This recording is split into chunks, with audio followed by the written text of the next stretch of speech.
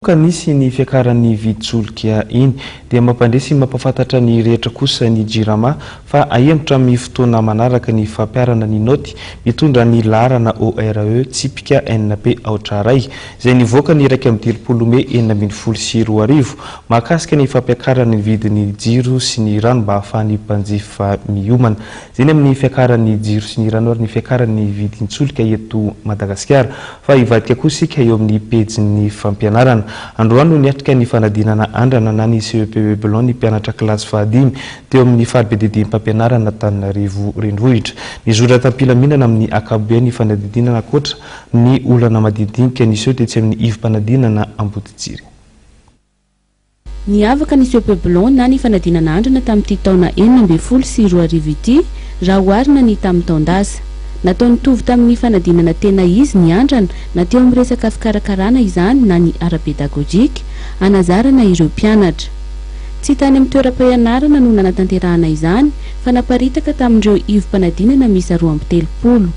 Mahakasika ny fanomanana kosa indray dia ahafahana miatrika sahady ireo olana mety hitranga mandritra ny fanadinana ary isoroana izany mialoha. Teo amin'ny lafiny organisation manokana no jerena dia tena mitovy tanteraka amin'ny organisation amin'ny examen officiel izy ity izany hoe misy ny naparitaka teny amin'ny ivitoeram-panadinana miisa 230 ireo mpianatra ary ivitoeram-pitsarana kosa miisa 9 dia araka ny fandaminana natao moa dia tsy nijanona tany amin'ny sekoliny izany ireo ankizy fa efa miparitaka tany amin'ireo ivitoeram-panadinana ireo.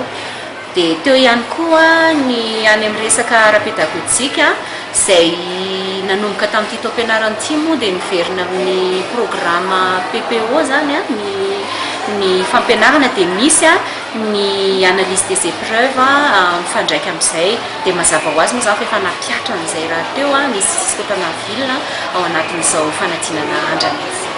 Nizotra mpilaminana amin'ny ankapobeny ny fanadinana andrana teto an-drenivohitra.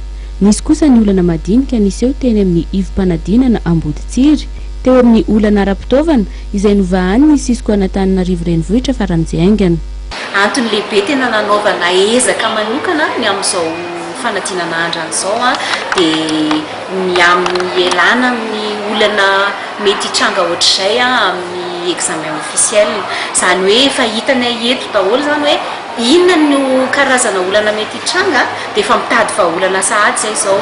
Amin'ny fahadimy volana Jolay ho avy izao ny anatanterahana ny fanadinana tena izy ahazoana ny mari-pahaizana voalohany.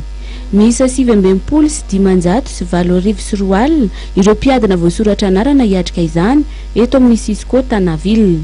Isa izay nahitana fitombona raha oharina ny tamin'ny taondasa. Iparitaka amin'ireo ivim-panadinana miisa 20 izy ireo ary izara amin'ny efitrano miisa 850 sy 900.